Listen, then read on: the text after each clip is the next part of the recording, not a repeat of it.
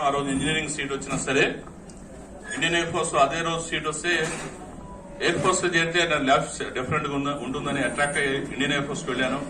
15 years నేను services లో చేసి ఆన్ పెన్షన్ వచ్చాను. But that life was very wonderful. ఎందుకంటే ఎన్ని కోట్లు ఇచ్చినా అలాంటి మిలిటరీ లైఫ్ రాదు. ఓకే, కానీ అక్కడ మాకు డబ్బు లేదు. అక్కడ బయటకు వచ్చి చూసిన తర్వాత ప్రపంచం అంతా డబ్బే. డబ్బుతోనే విలువలు, డబ్బుతోనే సంబంధాలు. అప్పుడు బోల్డ్ జాబ్స్ వచ్చినాయి. జాబ్స్ వచ్చినప్పుడు ఏంటంటే ఒకే ఒక కాన్సెప్ట్, క్యాలిక్యులేషన్స్ మొదలైనవి. ఎందుకంటే అక్కడ నేను ఏమైతే పోగొట్టుకున్నానో ఆ చదువు నేను చదివాను. I did my MA, MBA, PG, LLB. ఆ సంకల్పంతో చదివాను కాబట్టి దెన్ క్యాలిక్యులేషన్ స్టార్టెడ్. ఏంటంటే ఒక ఉద్యోగం వచ్చింది అనుకుందాం, ఎంత వస్తుందండి ఈ రోజు కూడా చెప్పండి. ఇప్పుడైనా సరే స్టార్టింగ్ క్యారియర్ 40,000. 40,000 అంటే ఖర్చులు ఎంత అవుతాయి? సంవత్సరం ఎంత మిగులుతాయి? అలా వద్దులేండి, మిగులుతాయి. ఎంత మిగులుతాయి? ఒక 10,000. నెలకు 10,000 మిగులుతాయి. సంవత్సరానికి ఎంత? 1,20,000. సో 25 to 55, 30 ఏళ్ళ జర్నీ.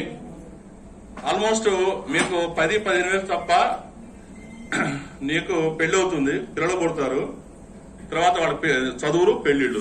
ఈ 10,000 గ్యాప్ మీద లైఫ్ అంతా వెళ్ళిపోతుంది. ప్లానింగ్ అనేది జనరల్, ఇన్ జనరల్.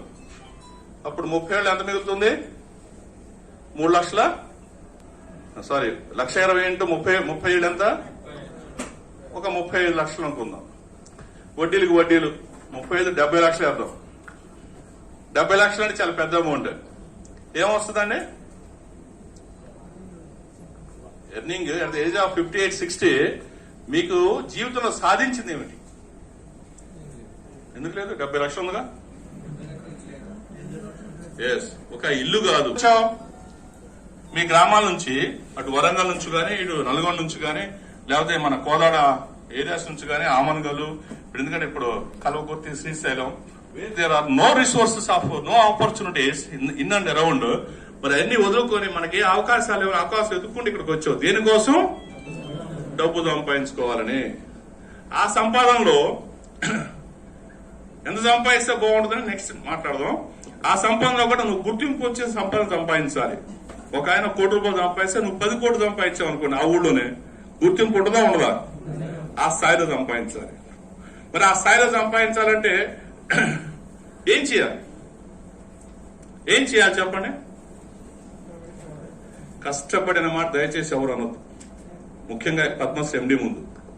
ఎందుకంటే కష్టపడేది, ఎంత కష్టపడినా సరే 8 hours, 10 hours, 12 hours you can go for it.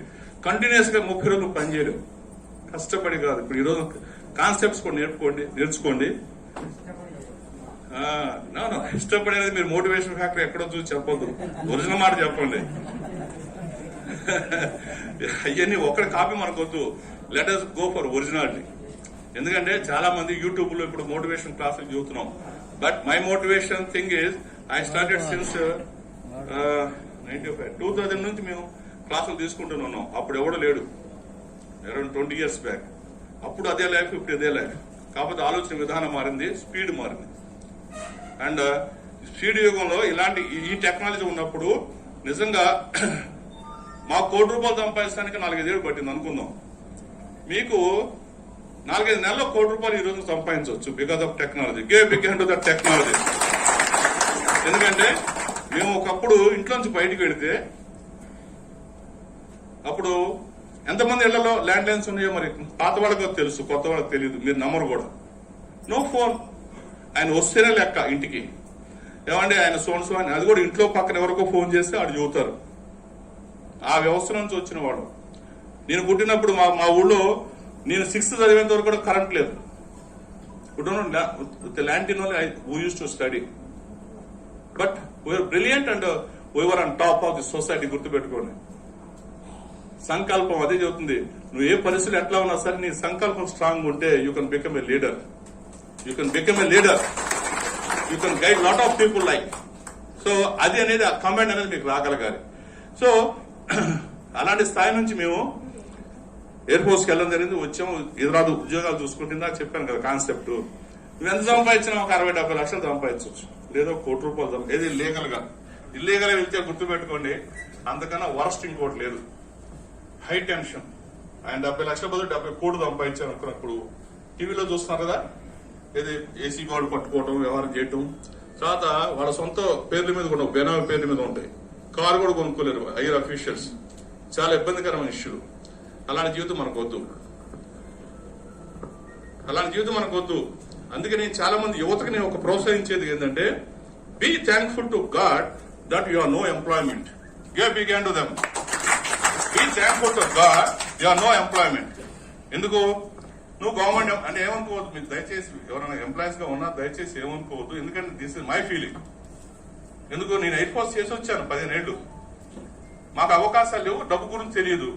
కానీ ఇక్కడికి వచ్చిన తర్వాత ఏంటంటే డబ్బే ప్రధానం, డబ్బే ముఖ్యం. ఈవెన్ ఎంప్లాయీగా కూర్చోబెట్టిన ఆయన ఫెయిల్ గా ఉన్నాడని ఎంతవరకు నమ్మకం లేదు. Revenue department, police department and all other associate departments, only few officers will find very very genuine, very very sincere. కానీ వాళ్ళకి గుర్తింపు లేదు.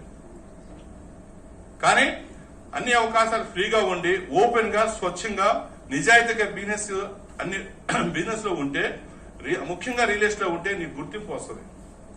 ఒక్కసారి నీ గుర్తింపు, నీ నిజాయితీ స్టార్ట్ అయింది అనుకోండి, నువ్వు తలక ఎత్తుకుని మాట్లాడొచ్చు. ₹1 చెప్పాను, ఇలాంటి ప్లాట్ఫామ్ మీద వనీలో సంపాదించవచ్చు. ఒక్కసారి ₹1 నువ్వు సంపాదించి నేర్చుకున్నావు అనుకోండి, you are very strong. You are mentally, physically, financially. Next year లో 3 కోట్లు, నెక్స్ట్ ఇయర్ లో 5 కోట్లు. Nobody will stop you. అందుకని అలవాటైపోతుంది. సో అప్పుడు దాకా కూడా నాకు తెలియదు, ఓహో ఈ ఎంప్లాయ్మెంట్ చేసి ఎన్నో స్కోప్ అని ఆ రోజే అనుకున్నాను. ఇప్పుడు ఇన్ ద ఇయర్ 1994 లో అనుకున్నాను ఈ క్యాలిక్యులేషన్. ఎందుకంటే మీ ఎక్స్ సర్వీస్ బోర్డు జాబ్స్ వచ్చినాయి. బట్ ట్రై చేసాం, అన్ని వచ్చినాయి ఆఫర్స్, రిటర్న్ అన్ని క్లియర్ అయినాయి. కానీ ఒకే ఒకటి అనుకున్నాను ఏంటంటే, ప్రతి వ్యక్తికి అంటే ఒక ప్రాణికి ఎన్ని అవకాశాలు ఉన్నాయి భూమి మీద? జీవించే అవకాశాలు ఎన్నిసార్లు ఉన్నాయి? ఏమో చెప్పండి. అందరూ కామన్ 2-3 సార్లు ఉన్నాయి. మీకు 2-3 సార్లు ఉన్నాయి. ఎవరు మాట్లాడి ఎన్నిసార్లు? ఒక్కసారే. సో ఈ ఒక్కసారిలోనే అంటే ప్రాణం ఉన్నంత వరకు నువ్వు అనుకుని సాధించాలి. నీ అసోసియేట్, నీ పక్కవాడికి సహాయపడాలి. నువ్వు ఒక గుర్తింపు తెచ్చుకోవాలి. అవునా కదా? సో అది కూడా వయసులో ఉన్నప్పుడే ఎక్కువ అవకాశాలు ఉంటాయి. తర్వాత కోరికలు, ఆశలు కూడా వయసులో ఉన్న వాళ్ళకి ఎక్కువ ఆలోచన అంటే అవకాశాలు ఉంటాయి. మరి అలాంటి టైం నేను సెలెక్ట్ చేసుకొని let me go for making money. అది కూడా ఎంత? నేను క్యాజువల్ ఆ రోజు అనుకుంది 5 crores. ఓకే, 5 crores వస్తే చాలు. ఆ రోజు ఆలోచన ఒక 5 కోట్లు ఉంటే చాలు. అప్పుడు మేము ఆలోచిస్తే తెనాలి మాది, చుట్టుపక్కల అవకాశాలు ఉన్న టౌన్స్ ఏమిటి? గుంటూరు, విజయవాడ. సరే వ్యాపారంగా ఎక్కడ చూసినా సరే పెట్టుబడి పెట్టాలి. అప్పుడు ఒక ఇంటర్వ్యూ వచ్చింది నాకు, రియల్ ఎస్టేట్. లెక్కేసుకుంటే అక్కడ ఫైనాన్స్, చిట్స్, రియల్ ఎస్టేట్ తప్ప వేరే అవకాశాలు లేవు. దాంట్లో I selected real estate. So real estate ఎందుకు సెలెక్ట్ చేసుకున్నానంటే ఇవన్నీ 1%. కానీ ఈ ల్యాండ్ బిజినెస్ అనేది ఫర్ ఎవర్. తర్వాత గజానికి ₹100 నుంచి అప్పట్లో 200-300 ఉండేది. ఓహో, I worked for 6 months. I earn 6 lakhs. నెలకి ₹1,00,000 వచ్చినాయి. In the year 1995. అది చాలా గ్రేట్. అప్పుడు taste of money, taste of సంపద సంపాదించడం ఎలా అని స్టార్ట్ అయ్యాం. నమ్మకం పెరిగింది. ఆ నమ్మకంతో మేము హైదరాబాద్ వచ్చాం. ఐ నెవర్ థాట్ నేను ఈ స్థాయికి వస్తానని కానీ, ఇన్ని కోట్ల మీద ఉంటానని కానీ. తర్వాత ఫస్ట్ ఆఫీస్ పెట్టేటప్పుడు ఒక 3 షట్టర్లు తీసుకోవడానికి ఆలోచన పడ్డాను. మరి ఆ షట్టర్లో పోయినాయి, బ్రాంచ్లు వచ్చినాయి. మరి ఆ రోజు నా దగ్గర ఉన్న 3 ఎంప్లాయీస్ 3,000 ఎంప్లాయీస్ దాకా స్టార్ట్ అయ్యారు, including marketing network. How it is possible అంటే సంకల్ప బలం. And it is not that easy also. ఇప్పుడు concept of my living is, my passion is to support the people like మీలాంటి వాళ్ళు ఎదగాలి. రియల్ ఎస్టేట్ వ్యవస్థ మీద, ఎందుకంటే నేను సంపాదించిన రియల్ ఎస్టేట్ మీద కాబట్టి ఈ రియల్ ఎస్టేట్ వ్యవస్థ మీద నమ్మకం అనేది చాలా మందికి క్రియేట్ చేయగలగాలి. సో ఆ నమ్మకం మీకు కలిగిందనుకోండి, ఒక్కసారి డెఫినెట్ గా దీంట్లో ఇన్ని అవకాశాలు ఉన్నాయి, ఇలా కూడా చేయొచ్చు. ఇప్పుడు సార్ లాంటి చదువుకున్న వాళ్ళు కూడా, నెక్స్ట్ ఎయిర్ ఫోర్స్ పర్సన్ కూడా ఇంత రాణించారంటే మేము క్యాజువల్ గా ఉన్న వాళ్ళు ఎందుకు రాణించలేము అనే పట్టుదలతో చాలా మంది సక్సెస్ వాళ్ళు నా స్టూడెంట్స్ చాలా మంది ఉన్నారు. Give big hand to them. Okay, so అందుకని అప్పటి నుంచి my career since 1995 1st July Padmamma Mrs, నా పేరు శ్రీనివాసరావు, పద్మశ్రీ పేరు మీద బ్యానర్ స్టార్ట్ చేశాం. లోగో చూడండి, లోగో కావాలంటే లోగో చూడండి. ఇంటిలో అమ్మవారు కూర్చుని ఉన్నారు, ఇంటిలో కూర్చుని ఉన్నారా నుంచుని ఉన్నారా? మీరు కూడా వస్తే మీ ఇంట్లో కూడా కూర్చుంటుంది. బట్ ఏంటంటే పద్మశ్రీ అమ్మవారు రావాలంటే కొన్ని క్వాలిటీస్ ఉన్నాయి. ఆ క్వాలిటీస్ అనేది ఇప్పుడు ఏంటో నేర్చుకుందాం. ఒక 1 hour సెషన్. ఓకే, ఇస్తారా టైం నాకు? ఓకే, సో ఇప్పుడు ఈ రోజు మనం మీటింగ్ పెట్టుకుంది ఏంటంటే, first to know about Padmasri, to know about real estate, to know how to make money. ఇంతే కాన్సెప్ట్లు. అవన్నీ కూడా మీ సబ్జెక్ట్సే. సో పద్మశ్రీ అంటే మీకు ఆల్రెడీ చెప్పాం, this is 16 years aged company. మరి ఒక ఆఫీస్ స్టార్ట్ అయ్యి విజయవాడ, గుంటూరు, ఇంతకుముందు 10 బ్రాంచెస్ ఉన్నాయి. అన్ని వెంచర్ క్లోజ్ చేశాను. ఓన్లీ విజయవాడ, గుంటూరు, హైదరాబాద్ 3 బ్రాంచ్లు ఇప్పుడు నిలిపాం. తర్వాత ఇప్పుడు హైదరాబాద్ ఎక్స్పాన్షన్ మళ్ళీ వెళ్తున్నాం. కాబట్టి ఇప్పుడు పునాది ఈ రోజు మీటింగ్ అని మేము అనుకుంటాం. సో ఈ రోజు నుంచి మీరు లెక్కేసుకోండి, వచ్చే 1 year లోపు హైదరాబాద్ ఒక 3 బ్రాంచెస్ కూడా ఉండొచ్చు, 5-6 వెంచర్ నడుస్తూనే ఉండొచ్చు. That capacity I have. Let me see. మీలాంటి కుటుంబాలు చాలా మంది కూడా ఈ షెల్టర్ లో వచ్చి రూపాయి తీసుకెళ్లాలి అంతే. ఓకే, సో అది ఒక పద్మశ్రీ గురించి వస్తే, రెండోది రియల్ ఎస్టేట్ అంటే ఏమిటి? సీనియర్స్ ఏం మాట్లాడదండి. ఎంతమంది ఫ్రెషర్స్ కొత్త వాళ్ళు వచ్చారు పద్మశ్రీకి? పద్మశ్రీకి కొత్త వాళ్ళ చేతులు ఎత్తండి దయచేసి. అందరూ అందుకే వెనక్కి కూర్చున్నారు మీరు, అటే రావాలి నేను. ఓకే, రియల్ ఎస్టేట్ అంటే ఏమిటి చెప్పండి? అంటే నిజమైన స్థిరాస్తి. డెఫినేషన్ కరెక్ట్ గా చెప్పారు సారు. అంటే ఏమిటి చెప్పండి? నిజం అంటే ఏమిటి? నమ్మకం అంటే ఏమిటి చెప్పండి? అది మీరు టెక్నికల్, అది రన్నింగ్ అంటే బిజినెస్ స్టైల్లో చెబుతున్నారు. ఇప్పుడు నిజమైన ఆస్తి అంటే అది కాదు. యాక్చువల్ రీజన్ అని చెప్పిన మీనింగ్ అదే. అయినా విచ్ అంటే విచ్ హ్యాస్ నో డిస్ట్రక్షన్, నాశనం లేని ఆస్తి. భూమి మీద భూమి తప్ప ఏదైనా సరే నాశనం కాకుండా ఉంటుందా? ఏదైనా చెప్పండి. కొన్ని ఏళ్లకైనా సరే ఆ దంతాలు ఉన్నాయి, ద లాంగెస్ట్ అంటే చాలా ఏళ్ళకి, చాలా ఏళ్లకైనా సరే పోవాల్సిందే, భూమిలో కలిసిపోవాల్సిందే. మరి అసలు ఏది లేదంటే డిస్ట్రక్షన్, నాశనం లేకుండా ఉండింది మళ్ళీ భూమి. అందుకే that is real estate. Give big hand that one. భూమాతకి పవర్ ఉంది. మనలాంటి వాళ్ళు ఎంతో మంది జీవరాశులు వచ్చి వెళ్ళిపోయినాయి. Okay, so she has seen lot of people like us బతకండి అని ఒక ఛాన్స్ ఇచ్చింది ఇప్పుడు. సో రియల్ ఎస్టేట్ అంటే డెఫినేషన్ అది భూమికి అంటి ఉన్న ఆస్తులు, అంటే ఇప్పుడు బిల్డింగ్స్. సో దాని ట్రేడింగ్, అమ్మటం కొనటం అనేది ట్రేడింగ్ చేసే వ్యవహారాన్ని రియల్ ఎస్టేట్ బిజినెస్ అంటాం. దాని ఆధారంగా ఒకప్పుడు ఇది ఒక గుర్తింపు లేని విభాగం, అన్ఆర్గనైజ్ సెక్టర్. ఇప్పటికీ ఎక్కువ మంది అదే అనుకుంటున్నారు, కానీ ఇప్పుడు అలా కాదు. ముఖ్యంగా ఇప్పుడు ఈ ధరణి వచ్చిన తర్వాత ఒక సింగిల్ పీస్ కూడా కంప్యూటర్ లో ఒక నోటిఫికేషన్ లేకుండా అమ్మలేం. సో ఇప్పుడు అన్ని కూడా official layouts, even non layouts కూడా ఇప్పుడు అప్డేట్ చేసి ఎల్ఆర్ఎస్ కట్టి అన్ని కూడా ఆన్ రికార్డ్ ఉంటుంది.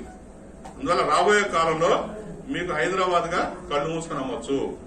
దట్ ఫస్ట్ థింగ్ ఫండమెంటల్ పెట్టుకోండి. రియల్ ఎస్టేట్ అంటే మీకు అవగాహన వచ్చినప్పుడు రియల్ ఎస్టేట్ నే ఎందుకు బిజినెస్ చేయాలి? రియల్ ఎస్టేట్ నే బిజినెస్ గా ఎందుకు చేయాలి చెప్పండి. నెక్స్ట్ ఎందుకు వస్తాయి దాంట్లో? సరే నుంచోండి చూద్దాం, మీరు ఎందుకు మాట్లాడదాం. చూద్దాం, ఈయనతో మాట్లాడదాం. సరే, ఎంత వస్తాయి? అలా వదిలేండి, మనం ఒక టైం పెట్టుకుందాం, సంవత్సరం అనుకుందాం. మీరు కొత్తగా వచ్చారు కదా సార్. కొత్తలేండి, పెళ్లి కానంత వరకు కొత్త పెళ్లి కొడుకు అంతే కదండి.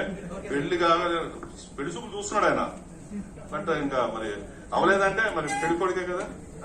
లక్కీ నన్ను ఫ్రీ విల్ గా మాట్లాడుకున్నా అంతే, ఏం లేదు. సో ఒక సంవత్సరం టైం ఇచ్చాం అనుకోండి, ఎంత సంపాదించాలి? 10 లక్షలు, 25 లక్షలు. సరే 2 lakhs పర్ మంత్, 24 లక్షలు అన్నాడు ఆయన. Okay, give a big hand to him. ఆయన ఆలోచన 2 లక్షలు వచ్చేసుకోవాలి. మీకు సంవత్సరం టైం కదా. నేను ఇంకో పని చెబుతాను, 48 లక్షలు అంటే 50 లక్షలు ఇస్తాం మీకు ఒక్కరోజే పని చేసి వస్తారా? అరే ఏం చేయాలంటే నువ్వు అడగలేదు కదా, డబ్బు సంపాదించాలి అనుకున్నావు అంతే. ఏం లేదు, ఒక కత్తి ఇస్తాను వెళ్ళి ఇంకో ఇది పొడిచురా నా సుపారి, అవునా కదా అండి? అలా చేయాలనుకున్న వాళ్ళు ఇక్కడ దట్స్ గ్రేట్, దట్స్ కరెక్ట్. కూర్చో, అట్లా కూర్చో. అది అర్థమైనా సమాధానం చాలా పర్ఫెక్ట్ గా చెప్పారు. అలా ఆలోచన ఉంటే అంటే డబ్బు సంపాదించే విధానం బోల్డ్ ఉన్నాయి. సుపారు తీసుకుని ఇదే last and final in my life అంటే షూట్ చేసుకొస్తారు. బాంబేలో ముఠాలు చేసేది, కానీ ఆ లైఫ్ ఎలా వర్స్ట్ గా ఉంటది. ఆడు మళ్ళీ కుటుంబ సభ్యులతో కలవలేదు, సమాజంలో కలవలేడు, పెళ్లికి రాలేడు, పబ్బానికి రాలేడు, అండ్ ఈ కెన్ డూ నథింగ్.